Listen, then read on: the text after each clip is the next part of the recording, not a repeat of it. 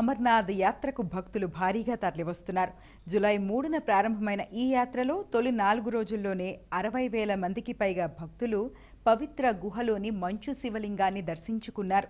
ఆదివారం ఒక్కరోజే 24,648 మంది భక్తులు అమర్నాథ్ గుహను సందర్శించారు. అంతకుముందు 2 రోజుల్లో 32,313 మంది దర్శనం చేసుకున్నారు. దీంతో మొత్తం యాత్రికుల సంఖ్య 56,000 మార్కును దాటింది.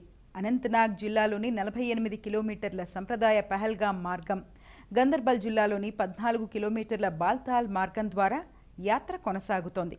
గుహ పరిసరాల్లో ఆదివారం మేఘావృత వాతావరణం ఉన్నప్పటికీ యాత్ర ఎలాంటి ఆటంకాలు లేకుండా సాగింది. దేశం నలుమూలల నుంచి వేలాది మంది భక్తులు రోజు జమ్మూ, బాల్తాల్, నున్వాన్ బేస్ క్యాంపులకు చేరుకుంటున్నారు. దీంతో 2 మార్గాల్లోనూ భారీ రద్దీ నెలకొంది.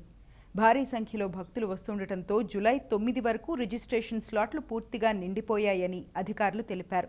అందువల్ల నమోదు చేసుకోని భక్తులు కొన్ని రోజులు యాత్రను వాయిదా వేసుకోవాలని సూచించారు.